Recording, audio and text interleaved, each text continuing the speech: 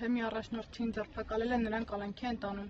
այս մասին որևէ բան կասեք։ Ես չեմ ուզում այդ մասով ինչ-որ մեկնաբանություններ անել։ Հիմա եթե տանում են, գիտեք, պետքա որոշակի բաներ նաև ասեն, թե ինչ պատճառով են տանում։ Իսկ պատճառները հնարավոր է որ այս ամենի հետ կապ ունենա, հնարավոր չունենա։ Ունի, որովհետև այսօր հայտարարել է քննչական կոմիտեն, որ Դանիել Իովաննիսյանի բողոքի հիման վրա է տեղի ունենում գործողությունները, իսկ Դանիել Իովաննիսյանը այդ բողոքները ներկայացրել է ձեր հարցազրույցից։ Եկեք սպասենք քննությանը, կտեսնենք այդ ժամանակից առաջ չեմ ուզում ընկնել եւ այս մասով մեկնաբանություններ չեմ ուզում։ Իսկ ինչ եք կարծում, պիտի ձեր հայտարարությունը քննվեր ընդհանրապես իրավական հետևանք պիտի ունենար այն հանգամանքը, որ դուք թեմից ստացել եք հրահանգ մասնակցելու ցույցերին ձեր կամքին հակառակ։ Պիտի քննվի այս հարցը։ Այս թեման, բայց շատ ու շատ թեմաներ։ Չէ, կոնկրետ այս թեման։ Պիտի քննվի թե ոչ։ Կարծում եմ պիտի քննվի, ինչու պիտի քննվի, որովհետև եթե եղել է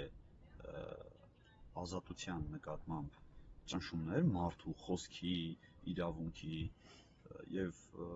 առհասարակ ընտրությունները կլինեն, ցույցերը կլինեն, դրանք այնպիսի շարժումներ են, որ մարդը գաղափարապես դրան պիտի հարի։ Եթե դու գաղափարապես այդ շարժմանը չես հարում, բայց այնտեղ ես, դա էլ է տարօրինակ։